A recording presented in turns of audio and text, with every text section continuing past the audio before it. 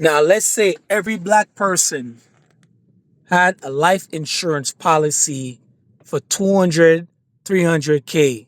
Would there be any more wrongful death by these police? That's an interesting thought experiment. If every Black person had a significant life insurance policy, insurance companies would have a vested financial interest in investigating and potentially lobbying against wrongful deaths.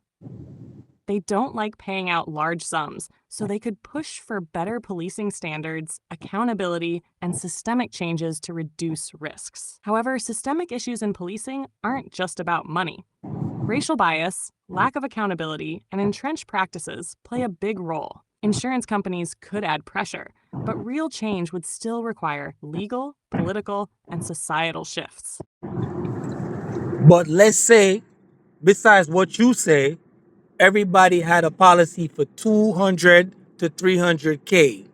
And all them black people from, let's say from the 80s coming to 2025, how much pay do you think all these cops would have to do, an insurance company would have to do? Because somebody got to pay the money. As a matter of fact, the insurance company would have to pay the money, but the city would also have to do big payouts. What would be the kickback from that if all these people that died from the 80s up to the... Yeah, if every Black person had a life insurance policy worth that much, insurance companies would absolutely step in. They'd push for major changes in policing because constant payouts would hurt their bottom line. Cities would also feel the financial strain from wrongful death lawsuits and settlements. Over time, this could force reforms, better training, stricter hiring standards, and more accountability, because it would no longer be just a justice issue, but a massive financial liability. It's an interesting angle because money moves systems faster than morality sometimes. If insurance companies had to keep paying out, they'd likely lobby for police reforms just to protect their profits. Indeed. So it's not about the march, the protest. The bottom line is just the money. Because if you hit them in the pockets, guess what happened? The payout would be crazy. Now we'd have to make better decisions.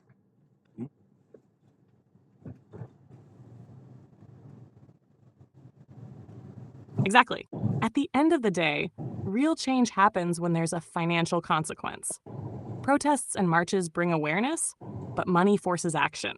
If every wrongful death came with a guaranteed six-figure payout, the system would have no choice but to adapt. Cities, police departments, and insurers would be forced to implement real reforms because the financial burden would be unsustainable.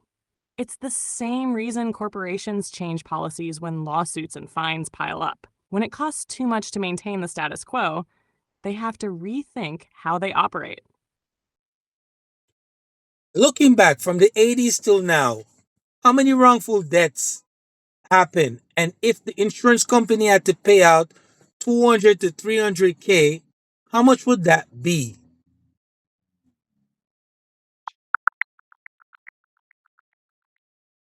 Between 1980 and 2018, a study estimated that 17,100 Black individuals died due to police violence in the US. If each had a life insurance policy worth $200,000 to $300,000, the total payouts would range from $3.4 billion to $5.1 billion.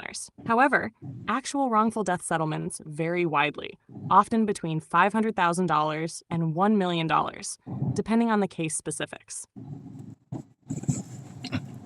When did we have camera with all these cops killing all these people on camera and stuff like that? If you have leverage when it comes towards camera and the life insurance applied to that and they had to do the payout, don't you think we'd have a better win rate in court? That would be a game changer. If every wrongful death caught on camera automatically triggered a life insurance payout plus legal action, the financial hit would be too big to ignore. Insurance companies would demand better police training, stricter policies, and real accountability to avoid constant payouts. Cities would feel the pressure too. since wrongful death lawsuits already cost them millions. Body cameras already provide undeniable evidence, but without financial consequences, some cases still get buried. If insurance companies had skin in the game, they'd push hard for reform, because every unnecessary death would cost them serious money. Insurance plays what kind of role in our society today for them to make what kind of changes with all these payouts that I have to do?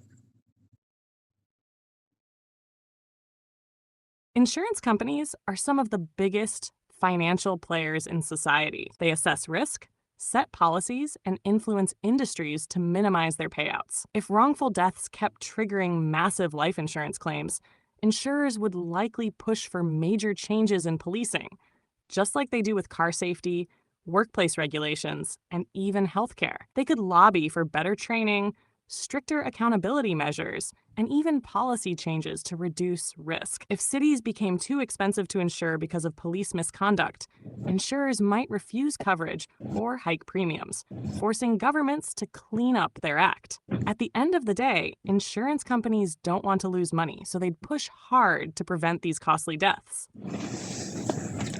So the bottom line, in order for you to have real change, we got to bring money to the forefront, basically. Exactly. Real change happens when there's a financial cost attached to wrongdoing. Morality and protests bring awareness, but hitting the system in the pockets forces action. If every wrongful death meant guaranteed massive payouts, whether through lawsuits or insurance, police departments, cities, and insurers would have no choice but to change policies, enforce accountability, and actually prevent these deaths. Money moves the needle faster than anything else. The one thing I see white people respect and they move is when it comes towards their money. If you mess with the money, that draws their attention, to be honest, from what I've seen. You're not wrong. Money is power. And when financial interests are at stake, people pay attention. Throughout history, real change has often come when the economic impact became too big to ignore. Whether it's labor strikes, boycotts, or legal payouts, hitting the pocketbook forces action faster than moral arguments alone. If wrongful deaths led to automatic, unavoidable financial consequences, there'd be a much stronger push to fix the system. When money talks, people listen. See why I said protesting is a waste of time? I hear you. Protesting raises awareness, but without financial consequences, the system doesn't feel pressure to change. It's like making noise without hitting where it really hurts.